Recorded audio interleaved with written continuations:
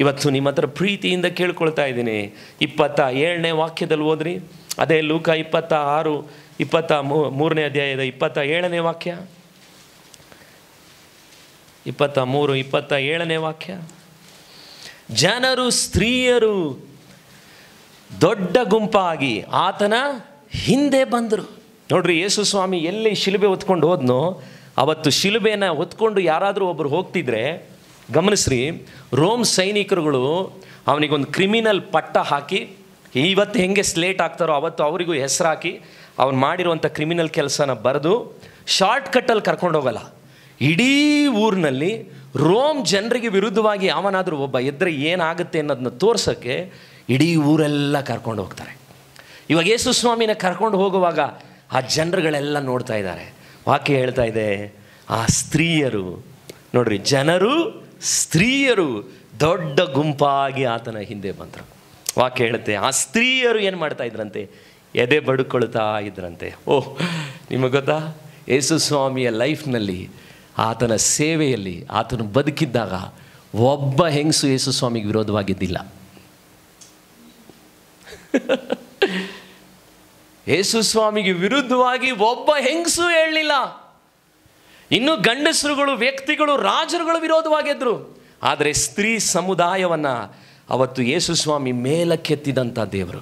ಇವತ್ತು ಹೇಗೆ ಹೆಂಗಸರುಗಳನ್ನು ವೀಕಾಗಿ ನೆನೆಸ್ತೇವೋ, ಪಾಪ ಅವ್ರುಗಳ ಮೇಲೆ ಬರಲಿಕ್ಕೆ ಏನೇನೋ ಸೀಟು, MP ಸೀಟು ಎಲ್ಲ ಫೈಟ್ ಮಾಡ್ತಾ ಇದ್ದಾವೆ ಪಾಪ ಹೆಂಗಸರುಗಳು ಏನೆಲ್ಲ ಟ್ರೈ ಮಾಡಿದ್ರು ಮತ್ತೆ ಅವ್ರನ್ನ ನಾವೇ ಮನೇಲಿ ಹೇಳ್ತೀವಿ, ನೀನು ಮಾತ್ರ ಏನು ಮಾಡಬೇಡ, ಬಾಯಿ ಬಿಡಬೇಡ, ನೀನು ಇರೋ ಜಾಗದಲ್ಲಿ ಇರು. ನಾವು ಇರಿಸಿದ್ದೀವಿ ಅವ್ರನ್ನ. ನನಗೀಗಲೂ ನೆನಪಿದೆ, ಒಂದು ಸಾರಿ ನಾವು ಒಂದು ಮನೇಲಿದ್ವಿ. ಆ ಹೆಂಗಸು ಪಾಪ ಅವಳು ಮುಟ್ಟಾದಾಗ 3 ದಿವಸ ಮನೆ ಬಿಟ್ಟೆ ಆಚೆ ಹೋಗ್ತಿರ್ಲಿಲ್ಲ. ಹಳೇ ಕಾಲದ ಹೆಂಗಸ್ತರ ನಾವು ಆ ಮನೆ ಪಕ್ಕದಲ್ಲಿ ನೋಡಿದ್ರೆ ಆ ಯಮ್ಮ ಅಲ್ಲೇ ಕೂತ್ಕೋಬೇಕಂತೆ. ಅದಕ್ಕೆ ಯೇಸು ಸ್ವಾಮಿಯಲ್ಲಿ ನಂಬಿ ಬರುವಾಗ ಈ ರೀತಿಯಾಗಿ ಮುಟ್ಟಾಗಿದ್ರಿಂದ ಆಲಯಕ್ಕೆ ಬರಬಾರ್ದು ಅನ್ನೋದೆಲ್ಲ ಯಾವುದರಲ್ಲಿಲ್ಲ, ಬೈಬಲಲ್ಲಿಲ್ಲ. ಪರಿಶುದ್ಧನಾದಂಥ ದೇವರು. ಆದರೆ ನೀನು ಮುಟ್ಟಾಗುವುದು ಆತನಿಗೆ ಯಾವತ್ತೂ ನಿನ್ನನ್ನು ಮುಟ್ಟದೇ ಇರೋ ಸ್ಥಿತಿಗೆ ತಲುಪಿಸಲ್ಲ. ಆತನು ನಿಮ್ಮನ್ನು ಪ್ರೀತಿಸ್ತಾನೆ. ಇದು ನಿಮ್ಗೆ ಅರ್ಥ ಆಗಬೇಕು. ಸ್ತ್ರೀಯರುಗಳನ್ನು ಅವತ್ತು ವಿರೋಧಿಸಿದಂಥ ಸಮುದಾಯ. ಇನ್ಫ್ಯಾಕ್ಟ್ ನೀವು ನೋಡೋದಾದರೆ ಹಳೆ ಒಡಂಬಡಿಕೆಯ ವಂಶಾವಳಿಗಳಲ್ಲಿ ಯಾವ ಹೆಂಗಸರು ಹೆಸರು ಬರೆಯಲ್ಲ. ಆದರೆ ಮತ್ತಾಯನ ಸುವಾರ್ತೆ 1ನೇ ಅಧ್ಯಾಯ ನೀವು ಓದಿದ್ರೆ ಅದರಲ್ಲಿ ಹೆಂಗಸರುಗಳ ಹೆಸರಿಂದಲೇ ಅಧ್ಯಾಯ ಬರೆಯಲ್ಪಟ್ಟಿದೆ. ಅನೇಕ ಕಾರ್ಯಗಳು 5 ಹೆಂಗಸರುಗಳನ್ನು ಪವಿತ್ರಾತ್ಮನು ಯೇಸು ಸ್ವಾಮಿ ಅವತ್ತು ಆ ವಂಶಾವಳಿಗೆ ಯಾಕೆ ಸೇರಿಸಿದ್ನು ಅಂದರೆ, ಸ್ತ್ರೀಯರುಗಳನ್ನು ನೀವು ಹ್ಯುಮಿಲಿಯೇಟ್ ಮಾಡಿ ಅವಮಾನಪಡಿಸಿದ್ರೆ ಆ ಸ್ತ್ರೀಯರುಗಳು ಕೂಡ ನನ್ನ ಛಾಯೆಯಲ್ಲಿ ಉಂಟು ಮಾಡಲ್ಪಟ್ಟವರು ಅಂತ ಗೌರವಿಸಿ, ಯೇಸು ಸ್ವಾಮಿಯ ಸೇವೆಯ ಟೀಮ್ನಲ್ಲಿ ಇದ್ದಂಥ ಹೆಂಗಸರುಗಳು ಯಾರ್ಯಾರು ಬೈಬಲ್ ವಾಕ್ಯ ಹೇಳುತ್ತೆ, ಮಗ್ದಲದ ಮರಿಯಳು, ಸೂಸನ್ನಳು, ಇವರೇ ಅವರ ಹೆಸರುಗಳನ್ನೆಲ್ಲ ಯಾಕೆ ಬರೆದಿದೆ ಅಂದರೆ ಸ್ತ್ರೀಯರುಗಳು ಯೇಸು ಸ್ವಾಮಿಯ ಸೇವೆ ಟೀಮ್ನಲ್ಲಿದ್ದರು. ಗೌರವ ಪಡಿಸಿದ್ರು ಯೇಸು ಸ್ವಾಮಿ ಸ್ತ್ರೀ ಸಮುದಾಯವನ್ನು. ನೀವು ನೆಕ್ಸ್ಟ್ ನೋಡೋದಾದರೆ ಯೇಸು ಸ್ವಾಮಿ ಸತ್ತು ಎದ್ಮೇಲೆ ಮೊದಲನೇದಾಗಿ ನೋಡಿದವಳು ಯಾರು? ಗಂಡಸ್ರ? ಮರಿಯಳು. ಸ್ತ್ರೀ ಯೇಸು ಸ್ವಾಮಿಯನ್ನು ಹಿಂಬಾಲಿಸಿ ಬಂದ್ಲು. ಈಗ 28ನೇ ವಾಕ್ಯದಲ್ಲಿ ಯೇಸು ಸ್ವಾಮಿ ಹೇಳ್ತಿದ್ದಾನೆ, ಯೆರೂಸಲೇಮಿನ ಸ್ತ್ರೀಯರೇ, ನನಗೋಸ್ಕರ ಅಳಬೇಡ್ರಿ, ನಿಮಗೋಸ್ಕರವು ನಿಮ್ಮ ಮಕ್ಕಳಿಗೋಸ್ಕರವು ನೀವೇನು ಮಾಡ್ರಿ, ಅಳಿರಿ. ಸ್ತ್ರೀಯರುಗಳು ಯೇಸು ಸ್ವಾಮಿನ ನೋಡಿ ಅಳ್ತಾ ಇದ್ದಾರೆ. ಇವತ್ತು ನಿಜವಾಗಲೂ ಕೂಡ ಶಿಲುಬೆ ಬಗ್ಗೆ ನಾನು ಹೇಳಿದಾಗ, ಶ್ರಮೆಯ ದಿನದಲ್ಲಿ ನಾವು ನೀವು ನಿಷ್ಕಳಂಕನಾದಂಥ ಯೇಸು ಸ್ವಾಮಿ ಸತ್ತಿದ್ದಕ್ಕೋಸ್ಕರ ಆ ಶಿಲುಬೆಯನ್ನು ನೋಡಿ ಅಲ್ಲ ಅಳಬೇಕಾಗಿರೋದು. ನಿಮಗೆ ಗೊತ್ತಾ, ನಿಮ್ಮ ದ್ರೋಹಗಳು ಆ ವಿಮೋಚಕನಾದಂಥ ರಕ್ಷಕನಾದಂಥ ಯೇಸು ಸ್ವಾಮಿಯನ್ನು ಅವತ್ತು ಶಾಪಕ್ಕೆ ಹಾಕಿ ತೂಗಲ್ಪಡುವನು, ಮರಕ್ಕೆ ತೂಗಾಕಲ್ಪಡ್ತಾನೆ ಅಂತ ಹೇಳಿದಾಗ, ಶಾಪಗ್ರಸ್ತನು ತೂಗಾಕಲ್ಪಡುವಂತೆ ಯೇಸು ಸ್ವಾಮಿ ತೂಗಾಕಲ್ಪಟ್ಟಿದ್ದು ನಮ್ಮ ಪಾಪಗಳಿಗಾಗಿ ಅನ್ನೋ ಅರಿವಿನಲ್ಲಿ ಅಳಬೇಕೇ ವಿನ ಯೇಸು ಸ್ವಾಮಿಗಾಗಲ್ಲ ಅಳಬೇಕಾಗಿರೋದು. ಪರಿತಾಪದಿಂದ ಸೆಂಟಿಮೆಂಟಲ್ ಆಗಿ ನೆನೆಸಿ ಅಪ್ಪಾ ಏಸಪ್ಪ ಏಸಪ್ಪ, ಅವ್ರಿಗೆ ಅವಳು ಯೇಸು ಸ್ವಾಮಿ ಕಂಡ್ರೆ ಅವ್ರಿಗೆ ಬಹಳ ಪ್ರೀತಿ. ಜೊತೆಗಿದ್ದವರು, ಸೇವೆ ಮಾಡಿದವರು ಅಂಥವ್ರು ಯೇಸು ಸ್ವಾಮಿಯನ್ನು ಪ್ರೀತಿಸಿದ್ರಿಂದ ಹೇಳ್ತಾ ಇದ್ದಾರೆ. ಯೇಸು ಸ್ವಾಮಿಯನ್ನು ನೋಡಿದಾಗ ಎದೆ ಬಡ್ಕೊಳ್ತಾ ಇದ್ದಾರೆ. ಯೇಸು ಸ್ವಾಮಿ ಉಲ್ಟಾ ಮಾತಾಡ್ತಾ ಇದ್ದಾನೆ, ನನ್ನನ್ನು ನೋಡಿ ಪರಿತಾಪದಿಂದ ನೀವು ಅಳಬೇಡ್ರಿ. ಇವತ್ತು ಕೂಡ ನಾವು ಇದೇ ಮಾಡ್ತಾ ಇರೋದು. ಪರಿತಾಪದಿಂದ ಶಿಲುಬೆಗೆ ಸತ್ತಂತ ಯೇಸುವನ್ನೆಲ್ಲ ನೋಡಿ ಅಳಬೇಕಾಗಿರೋದು, ಬದಲಾಗಿ ನನ್ನ ಪಾಪಗಳೇ ಆತನಿಗೆ ಮೊಳೆಯಾಯಿತು. ನಾನು ಕೈಗಳಲ್ಲಿ ಮಾಡಿದಂಥ ದ್ರೋಹಗಳೇ, ನನ್ನ ಹೃದಯದಲ್ಲಿ ಮಾಡುವಂಥ ಆಲೋಚನೆಗಳು, ನನ್ನ ಪಾಪದ ಇಚ್ಛೆಗಳು ಅವತ್ತು ಮೊಳೆಗಳಾಗಿ ಯೇಸು ಸ್ವಾಮಿನ ಜಡಿತು. ವಾರ ವಾರ ಇಲ್ಲಿ ಬರ್ತಾ ಇದ್ದೀವಿ. ನನಗೆ ಗೊತ್ತಿಲ್ಲ ನೀವು ಎಷ್ಟು ಜನ ನಿಮ್ಮ ಪಾಪಕ್ಕಾಗಿ ಹತ್ತಿದ್ದೀರಾ ಅಂತ. ನಾನು ಒಂದೊಂದು ದಿವಸನೂ ನನ್ನ ರೂಮ್ನಲ್ಲಿ ಕಣ್ಣೀರಿಂದ ಪ್ರಾರ್ಥನೆ ಮಾಡ್ತೀನಿ. ನನ್ನ ಮಕ್ಕಳಿಂದ ಹಿಡಿದು ನಿಮ್ಮಲ್ಲಿ ಒಬ್ಬೊಬ್ಬರಿಗೂ ಈ ಪ್ರಾರ್ಥನೆನೇ ನಾನು ಮಾಡೋದು. ದೇವರೇ, ನಿನ್ನನ್ನು ಒಂದು ದಿವಸ ಈ ಮಕ್ಕಳುಗಳು ಸಂಧಿಸ್ಬೇಕಪ್ಪ. ಪಾಪಗಳ ಅರಿವಿನಿಂದ ಇವರು ಅಳೋದನ್ನು ನಾನು ನನ್ನ ಚರ್ಚ್ನಲ್ಲಿ ನೋಡಬೇಕು. ನಿಮಗೆ ಗೊತ್ತಾ ಆ ಕಣ್ಣೀರಿನ ಪ್ರಾರ್ಥನೆ ಎಷ್ಟು ಬೆಲೆಯುಳ್ಳದ್ದು ಅಂತ. ಅದಕ್ಕೋಸ್ಕರ ನಾನು ಕಾಯ್ತಾ ಇದ್ದೀನಿ. ಒಂದು ದಿವಸ ನನ್ನ ಜೀವನದಲ್ಲಿ ಈ ರೀತಿ ಒಂದು ದಿನಕ್ಕಾಗಿ ಕಾಯ್ತಾ ಇದ್ದೀನಿ. ನನ್ನ ಮಗ ನಿರ್ದೋಷ್ ಬಲಿಪೀಠದ ಹತ್ರ ಬಂದು ಕಣ್ಣೀರಿನಿಂದ, ದೇವರೇ ನಾನು ಪಾಪಿ ಅಂತ ಅವನು ಅಳುವುದ ದಿನಕ್ಕೋಸ್ಕರ ನಾನು ಅಳ್ತಾ ಇದ್ದೀನಿ. ನೀವು ಯಾವುದಕ್ಕೋಸ್ಕರ ಅಳ್ತಾ ಇದ್ದೀರಾ? ನಿಮ್ಮ ಮಕ್ಕಳು ಪಾಸ್ ಆಗಬೇಕು ಅಂತ ಅಳ್ತಿದ್ದೀರಾ? ಇಲ್ಲ ದೊಡ್ಡ ವ್ಯಕ್ತಿಗಳಾಗಬೇಕು ಅಂತ ಅಳ್ತಿದ್ದೀರಾ? ರಕ್ಷಕನು ನನ್ನ ಮಗನ ಹೃದಯದಲ್ಲಿ ಹುಟ್ಟೋ ದಿನ ಅದು ಅದ್ಭುತವಾದಂಥ ದಿನ. ರಕ್ಷಕನು ನನ್ನ ಗಂಡನಲ್ಲಿ ಹುಟ್ಟೋ ದಿನ ಅದ್ಭುತವಾದ ದಿನ. ರಕ್ಷಕನು ನಿಮ್ಮ ಒಬ್ಬೊಬ್ಬರ ಹೃದಯಗಳಲ್ಲಿ ಹುಟ್ಟೋ ದಿನ ಈ ಸಂಸ್ಥಾನದ ಹುಟ್ಟಿದ ದಿನ ಅಂತ ನಾನು ಹೇಳ್ತೀನಿ. ಆದರೆ ಅದು 3 ವರ್ಷದಿಂದಲೂ ನಾನು ಎದುರು ನೋಡ್ತಾ ಇದ್ದೀನಿ. ಯಾಕೆ ಎದುರು ನೋಡ್ತಾ ಇದ್ದೀನಿ ಅಂದರೆ, ನಮ್ಮ ಪಾಪಗಳು ಆತನನ್ನು ಜಡಿದಿದೆ. ನಿಮ್ಮ ದ್ರೋಹಗಳು ಆತನನ್ನು ಜಡಿದಿದೆ. ಮೇಲಿಂದ ಮೇಲೆ ಇಷ್ಟು ಪಾಪಗಳನ್ನು ಮಾಡಿ ಕೂಡ ಪ್ರೇಯರ್ ಕುಳಿತಾಗ ನಮಗೆ ಕಣ್ಣೀರು ಬರ್ತಾ ಇಲ್ಲ.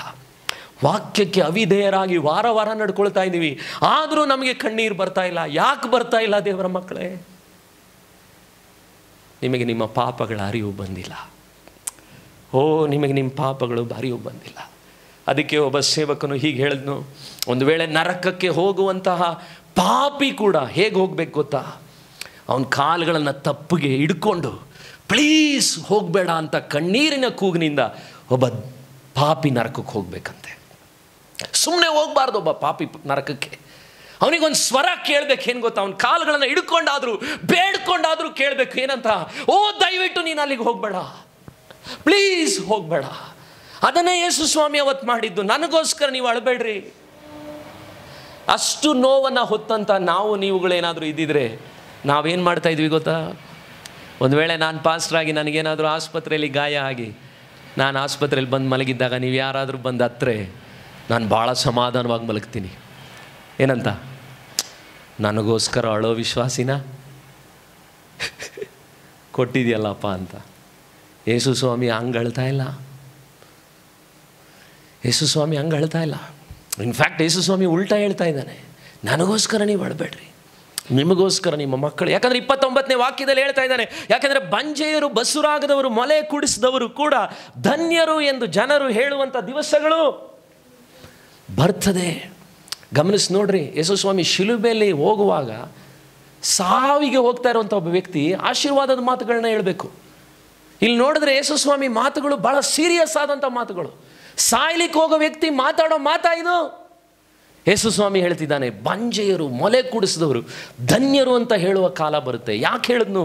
ಯೇಸು ಸ್ವಾಮಿ ಸತ್ ಮೇಲೆ ಕ್ರಿಸ್ತ ಶಕ 70ನೇ ಇಸ್ವಿಯಲ್ಲಿ ಟೈಟಸ್ ಅನ್ನುವಂಥ ಒಬ್ಬ ರಾಜ ಬರ್ತಾನೆ. ಅವನು ಅವತ್ತು ಹಿಂಸೆ ಕೊಡ್ತಾನೆ.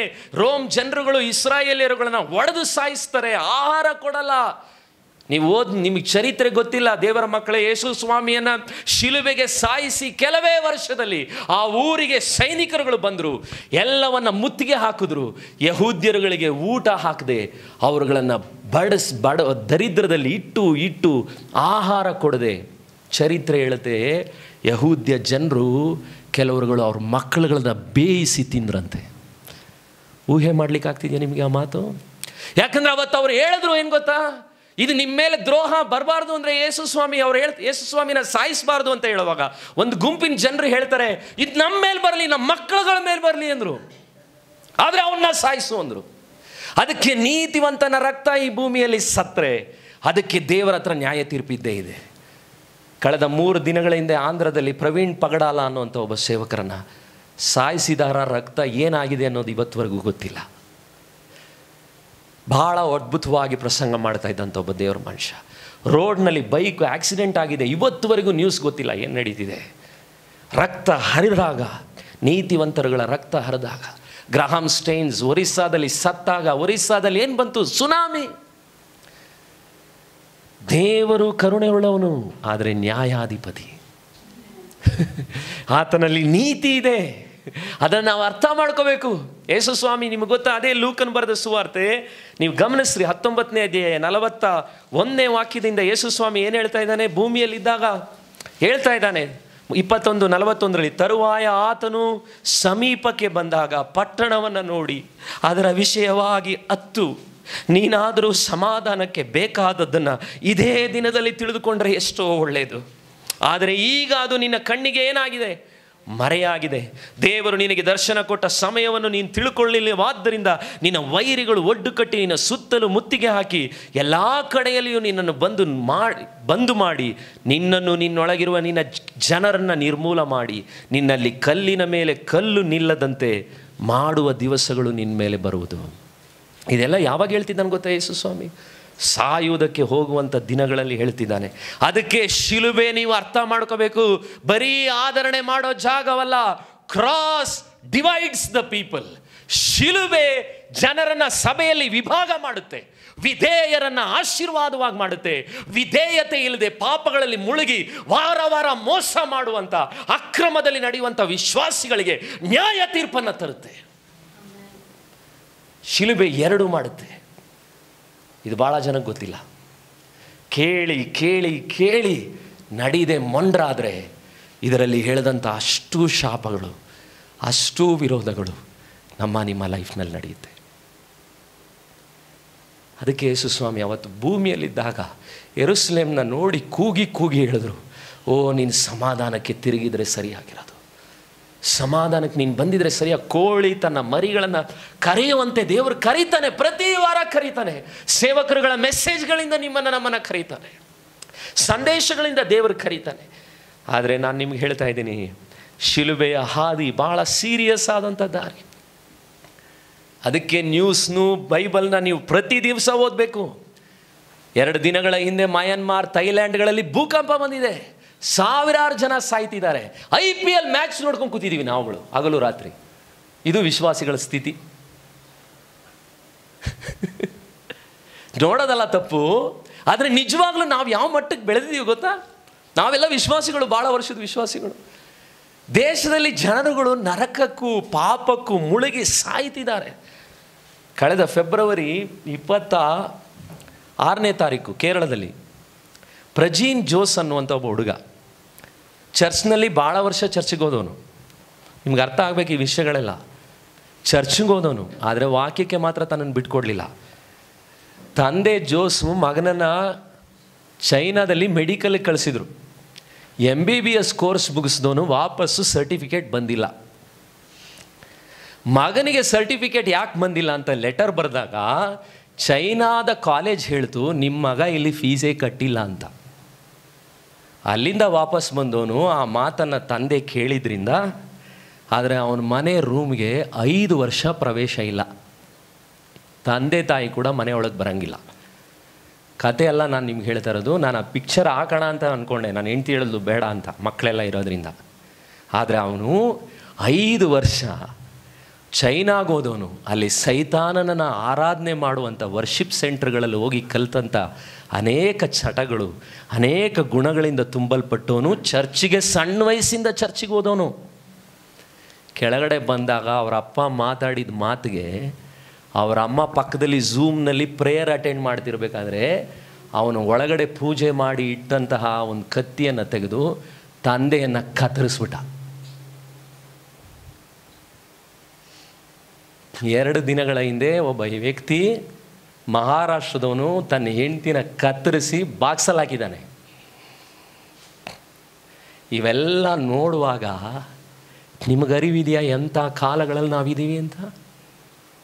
ಮನುಷ್ಯನಿಗೆ ಮಾನವೀಯತೆ ಹೋಯಿತು, ತಂದೆ ತಾಯಿ ಮೇಲೆ ಪ್ರೀತಿ ಹೋಯಿತು. ಎಂಥ ಕಾಲಗಳಲ್ಲಿ ಇದ್ದೇವೆ ಅನ್ನೋ ಅರಿವು ನಮಗಿಲ್ಲ. ವಿಶ್ವಾಸಿನೇ. ಅದಕ್ಕೆ ಇಲ್ಲಿ ಹೇಳುವಂಥ ವಾಕ್ಯಗಳನ್ನು ನೀನು 25-30 ವರ್ಷ ಕೇಳ್ಬೋದು. ಪ್ರಿಯ ದೇವರ ಮಗುವೆ, ಈ ವಾಕ್ಯಕ್ಕೆ ಮಾತ್ರ ನೀನು ಬಿಟ್ಕೊಡದೆ ನೀನು ಬದುಕಿದ್ರೆ. ಸುಳ್ಳಾದ ಬೋಧಕರು ಬೋಧನೆ ಮಾಡಿದ್ರೆ ಅವ್ರ ಲೆಕ್ಕ ಕೊಟ್ಕೊತಾರೆ. ಆದರೆ ಸತ್ಯವಾದ ಯಥಾರ್ಥವಾದ ಬೋಧನೆಯನ್ನು ಒಬ್ಬ ಸೇವಕ ಮಾಡಿದ್ಮೇಲೆ ಕೇಳದೆ ಹೋದರೆ ನ್ಯಾಯ ತೀರ್ಪು ನಿನ್ನ ಮೇಲೆ. ಸುಳ್ಳಾಗಿ ಬದುಕೋ ಸೇವಕರ ಹತ್ರ ಅವ್ರು ಮಾತಾಡಿದ್ದು ಅವ್ರು ಬೇರೆ ರೀತಿ ಬದುಕಿದ್ರೆ ನ್ಯಾಯ ತೀರ್ಪು ಅವರಿಗೆ. ಆದರೆ ವಾರ ವಾರ ವಾಕ್ಯಗಳಿಗೆ ನಾನು ನೀನು ನಡಗದೆ ಹೋದರೆ, ಒಂದು ವೇಳೆ ಬ್ಯಾಂಕಾಕ್ ಅಲ್ಲಿ ಇಲ್ಲಿ ನಡೆಯೋದನ್ನೆಲ್ಲ ನೋಡುವಾಗ ಯೇಸು ಸ್ವಾಮಿ ಏನು ಹೇಳ್ತಾ ಇದ್ದಾನೆ? ಅವತ್ತು ಹೇಳಿದ ಮಾತೇ ಇವತ್ತು ಸಭೆಗೂ ಕೂಡ. ಬಹಳ ಬಹಳ ಕಠಿಣವಾದಂಥ ಕಾಲಗಳಲ್ಲಿದ್ದೇವೆ. ನಾನು ಸರಿನೂ ನಿಮ್ಗೆ ಹೇಳಿದೆ, ಇನ್ನು ಮುಂದಿನ ದಿನಗಳು ಬೇಗನೆ ಪ್ರಸವ ವೇದನೆಯಂತೆ ಅನೇಕ ಭೂಕಂಪಗಳು, ದ್ರೋಹಗಳು, ಪಾಪಗಳು ಹೆಚ್ಚುವುದರ ಜೊತೆಗೆ ಸೇವಕರುಗಳು ಹತವಾಗ್ತಿದ್ದಾರೆ. ವಿಶ್ವಾಸಿಗಳನ್ನು ಕೊಲ್ಲುವಂಥ ಕಾಲಗಳಿಗೆ ಉತ್ತರ ಭಾರತದಲ್ಲಿ ಕಾಪಾಡಲ್ಪಡುತ್ತೆ. ಸೌತ್ ಇಂಡಿಯಾದ ಆಂಧ್ರ ಪ್ರದೇಶ ಕ್ರೈಸ್ತರುಗಳ ರಾಜ್ಯ ಅಂದರು. ಈಗ ಆ ರಾಜ್ಯದಲ್ಲೇ ಏನು ಮಾಡಿದ್ದಾರೆ? ಪಾಸ್ಟರ್ನ ಮಾಡಿರೋದು. ಆಂಧ್ರಾಗೆ ಬಂದಿದ್ದು ಕರ್ನಾಟಕಕ್ಕೆ ಬರಲ್ವಾ? ನಾವೆಲ್ಲ ಹೇಗೆ ಗೊತ್ತಾ? ಅಲ್ಲಿ ಬಂದು ಅಲ್ಲಿ ಪ್ರವಾಹ, ಅಲ್ಲಿ ಯೇಸು ಸ್ವಾಮಿ ಅವತ್ತು ಆ ಜನರು ಹಾಗೆ ಇದ್ದಿದ್ದು.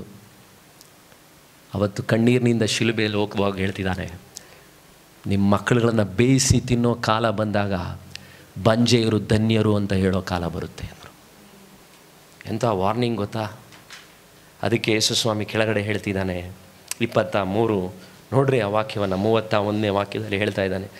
30ನೇ ವಾಕ್ಯ ಹೇಳುತ್ತೆ, ಆ ಕಾಲದಲ್ಲಿ ಜನರು ಬೆಟ್ಟಗಳೇ ನಮ್ಮ ಮೇಲೆ ಬೀಳ್ರಿ, ಗುಡ್ಡಗಳೇ ನಮ್ಮನ್ನು ಏನು ಮಾಡ್ರಿ, ಮುಚ್ಚಿಕೊಳ್ಳ್ರಿ ಅಂತ ಕೂಗ್ತಾರಂತೆ. ಅವತ್ತು ಕೂಗಿದ್ರು. ನೀವು ಚರಿತ್ರೆ ಓದಿದ್ರೆ ಗೊತ್ತಾಗುತ್ತೆ ನಿಮಗೆ.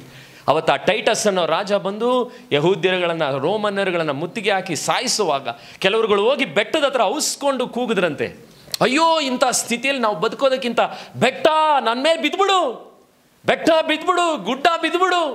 ಈ ಮಾತುಗಳೆಲ್ಲ ಸಾಧಾರಣ ವಿಷಯ ಅಲ್ಲ, ನಡೆದಿದ್ದು. ಈಗಲೂ ನಾನು ನಿಮ್ಗೆ ಹೇಳ್ತಾ ಇದ್ದೀನಿ, ಈಗಲೂ ಆತನು ಹೇಳಿದ್ದು ಮುಂದೆ ನಡೆಯುತ್ತೆ. ಅದು ಆತನ ವಾಕ್ಯ.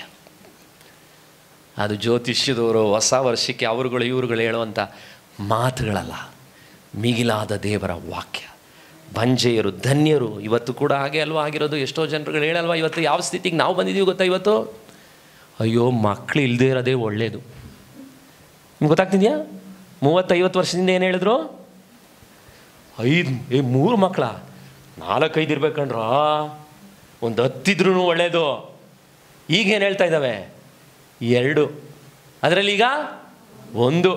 ನನಗೆ ಮಗಳು ಹುಟ್ಟಿದಾಗ ನನಗೆ ಹೇಳಿದ ನೆನಪಿದೆ, ಗಂಡು ಮಕ್ಕಳು ಹುಟ್ಟಿದ್ರೆ ಪರವಾಗಿಲ್ಲ ಕಣೋ, ಹೆಣ್ಣು ಮಕ್ಕಳು ಹುಟ್ಟಬಾರ್ದು ಕಣೋ.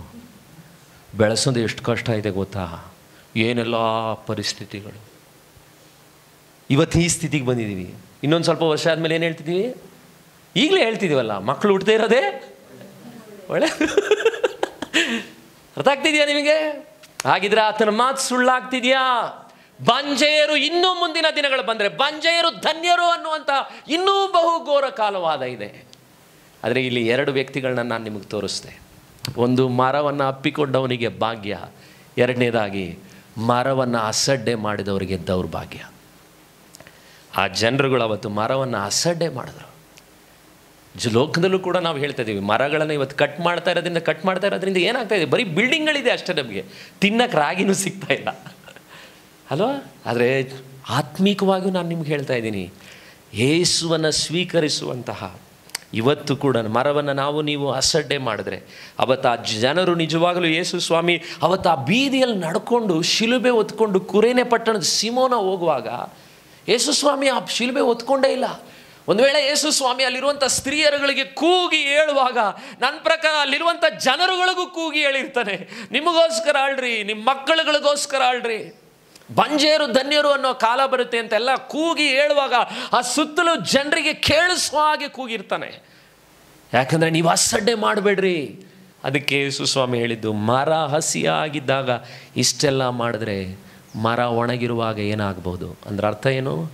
ನಾನು ಬದುಕಿದ್ದಾಗ, ನಾನು ನಿಮಗೆ ಕಣ್ಣೀರಿನಿಂದ ಯೆರೂಸಲೇಮಿನ ಹಾಗೆ ಕೋಳಿ ಕೂಗುವಂತೆ ಕೋಳಿ ತನ್ನ ಮರಿಗಳನ್ನು ಕರೆಯುವಂತೆ ಕರೆದಾಗ, ನಾನು ಇರುವಂಥ ಈ ಕಾಲ ಆಶೀರ್ವಾದದ ಕಾಲ, ನಾನು ನಿಮ್ಮೊಂದಿಗೆ ಬದುಕ್ತಾ ಇರುವಂಥ ಈ ಕಾಲದಲ್ಲಿ ನನಗೇ ಈ ರೀತಿ ಮಾಡಿದ್ರೆ, ಅರ್ಥ ಆಗ್ತಿದೆಯಾ ಯೇಸು ಸ್ವಾಮಿ ಹೇಳ್ತಾ ಇರೋದು? ನಿಷ್ಕಳಂಕನಾಗಿ ಯಜ್ಞದ ಕುರಿಯಾಗಿ ಪಾಪ ಮಾಡದೇ ಇರುವಂಥ ನನಗೇ ಈ ಸ್ಥಿತಿ ಆದರೆ ಪಾಪವನ್ನು ಮಾಡಿ ತಿರಸ್ಕರಿಸದೆ ಯೇಸು ಸ್ವಾಮಿಯನ್ನು ತಿರಸ್ಕರಿಸಿ ವಾರ ವಾರ ವಾಕ್ಯಗಳನ್ನು ಕೇಳಿ ಮೀರಿ ಬದುಕಿದ್ರೆ ನಿಮ್ಮ ಗತಿ ಏನಾಗ್ಬೋದು? ಪ್ರಸಂಗಿಸ್ತಾ ಇರುವಂಥ ನನ್ನ ಗತಿ ಏನಾಗ್ಬೋದು? ಯೇಸು ಸ್ವಾಮಿ ಅದನ್ನೇ ಹೇಳಿದ್ದು. ಮರ ಹಸಿದಾಗಿರುವಾಗ ಇಸ್ರಾಯೇಲ್ ಜನರಿಗೆ ಹೇಳ್ತಾ ಇದ್ದಾನೆ, ಇಸ್ರಾಯೇಲ್ ಜನರು ಕೂಡ ಅವತ್ತು ಹಸಿ ಮರದ ಹಾಗೆ. ಅವತ್ತು ಅವರು ಇದ್ದಂಥ ಸಮಯದಲ್ಲಿ ಯೇಸು ಸ್ವಾಮಿನ ನಿರಾಕರಿಸಿದ್ರು, ಅವ್ರ ತಲೆ ಮೇಲೆ ಅವರೇ ಚಪ್ಪಡಿ ಎಳ್ಕೊಂಡ್ರು. ಇವತ್ತು ಕೂಡ ಅದೇನೆ. ನಾವು ನಿರಾಕರಿಸುವಾಗ ವಾಕ್ಯಗಳಿಗೆ ನಾನು ನೀನು ಕೈಗೊಳ್ಳದೇ ಇದ್ದಾಗ ನಮ್ಮ ತಲೆ ಮೇಲೆ ನಾವೇ ಚಪ್ಪಡಿ ಎಳ್ಕೊಳ್ತಾ ಇದ್ದೀವಿ ಅನ್ನೋ ಅರಿವು ನಮಗಿಲ್ಲ. ನಮಗೇನಂದರೆ, ಅಯ್ಯೋ ನಾವು ವಾರ ಬರ ಬರ್ತಿದ್ದೀವಿ, ಹೋಗ್ತಿದ್ದೀವಿ, ಭಾನುವಾರ ಅಟೆಂಡ್ ಮಾಡೋಕ್ಕೆ ಒಂದು ಸ್ವಲ್ಪ ಭಕ್ತಿ ಪ್ರಾರ್ಥನೆ, ನನ್ನ ಕುಟುಂಬ ರನ್ ಆಗಿ ಹೆಂಗೋ ಸ್ಮೂತಾಗಿ ನಡೆದ್ರೆ ಸಾಕು. ಯಾಕೆ ಈ ಪಾಸ್ಟ್ರು ಹೇಳಿ ಕಿರ್ಚೋದನ್ನೆಲ್ಲ ತಲೆಗೆಡಿಸ್ಕೊಂಡು ಅಲ್ವಾ? ಯೇಸು ಸ್ವಾಮಿ ಅವತ್ತು ಹೇಳ್ತಾ ಇದ್ದಾನೆ.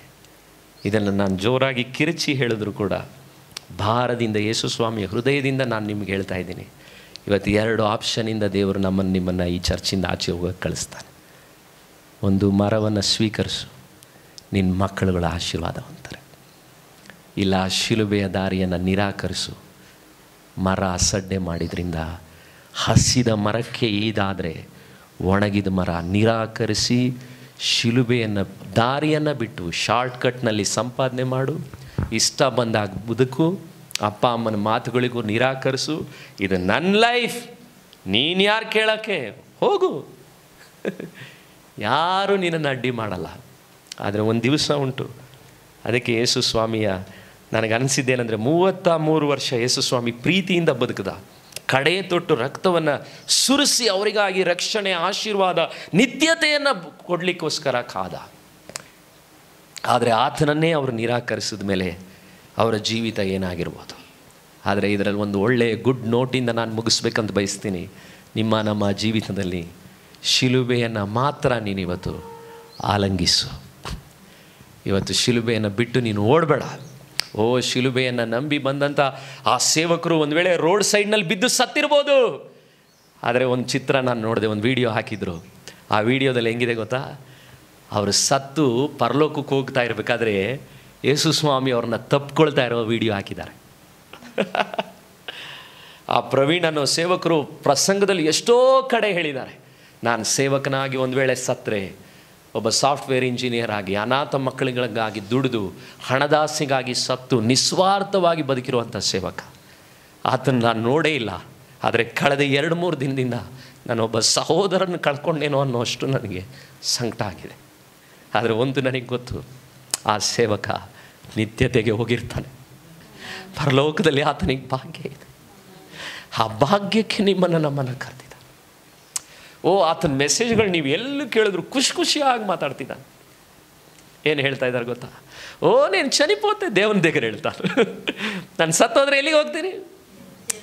ಶಿಲುಬೆಯನ್ನು ಆಲಂಕಿಸಿದವನು, ತಂದೆ ಮುಸ್ಲಿಂ, ತಾಯಿ ಕ್ರಿಶ್ಚಿಯನ್, ಅಂಥ ಮನೆಯಲ್ಲಿ ಬೆಳೆದಂಥ ವ್ಯಕ್ತಿ. ಆದರೆ ಒಂದು ಪ್ರಯೋಜನವುಳ್ಳಂಥ ಮರವಾಗಿ ಸಾವಿರಾರು ಜನರಿಗೆ ನೆರಳಾಗಿ ಆತ ಸತ್ತ ಮೇಲೆ ಯೂಟ್ಯೂಬ್ನಲ್ಲಿ ನೀವು ನೋಡೋದಾದರೆ ಸಾವಿರಾರು ಜನ ಬಂದಿದ್ದಾರೆ. ಅವ್ರು ಯಾರು ಹೊಡ ಹುಟ್ಟಿದವರಲ್ಲ. ನನ್ನ ಪ್ರಕಾರ ಮರ ಅನೇಕರಿಗೆ ಆಶೀರ್ವಾದವನ್ನು ಕೊಟ್ಟಂಥ ಮರ. ಶಿಲುಬೆಯನ್ನು ನೀನು ಸ್ವೀಕರಿಸಿದ್ರೆ ನಿನ್ನ ಸಾವು ಸಾಧಾರಣವಾದ ಸಾವಾಗಿರಲ್ಲ. ನಿನ್ನ ಸತ್ತ ಮೇಲೂ ನಿನ್ನನ್ನು 100 ಮಂದಿ ನೆನೆಸುವಂಥ ವ್ಯಕ್ತಿಯಾಗಿ ದೇವರು ನಿನ್ನನ್ನು ಮಾಡಿರ್ತಾನೆ. ಆದರೆ ಶಿಲುಬೆಯನ್ನು ನಿರಾಕರಿಸಿದವರು, ಈ ಬಾಧೆ, ಈ ಕಷ್ಟ, ಈ ಲೈಫ್ಗಳೆಲ್ಲ ಬೇಡ ಅಂತ ಹೇಳಿದವರು, ಅವರು ಭೂಮಿಯಲ್ಲೂ ಅವರಿಗೆ ನರಕ, ಸತ್ತ ಮೇಲೂ ಅವರಿಗೆ ನರಕ. ಆದರೆ ಇಲ್ಲಿ ಮಾತ್ರ ನೀತಿವಂತನು ಕಷ್ಟಪಡ್ತಾನೆ. ಅವನಿಗೆ ಹಿಂಸೆ ಸಂಕಟಗಳು ಬಂದರೂ ಕೂಡ ಆ ಕುರೇನೆ ಪಟ್ಟಣದ ಸಿಮೋನನ ಹಾಗೆ ಅವತ್ತು ಬಾಧೆ ಪಟ್ಟರು ಅವನ ಮಕ್ಕಳುಗಳು, ಅವನ ಸಂತತಿಯನ್ನು ದೇವರ ಆಶೀರ್ವದಿಸ್ತಾರೆ. ಕಣ್ಗಳನ್ನು ಮುಚ್ಚಿ ನಾವಿವತ್ತು ಪ್ರಾರ್ಥನೆ ಮಾಡೋಣ. ಇವತ್ತು 2 ಗ್ರೂಪ್ನಲ್ಲಿ ಯಾವ ಗ್ರೂಪ್ಗೆ ಹೋಗಬೇಕು ಅನ್ನೋದನ್ನು ಪ್ರೀತಿಯ ಮಕ್ಕಳೇ, ಕಣ್ಣೀರಿನಿಂದ ನಿಮಗೆ ನಾನು ಆಯ್ಕೆಯನ್ನು ಬಿಡ್ತಿದ್ದೇನೆ. ಸ್ವಾಮಿ, ಈ ಶಿಲುಬೆಯ ದಾರಿಯನ್ನು ನಾನು ಸ್ವೀಕರಿಸ್ತೇನಪ್ಪ.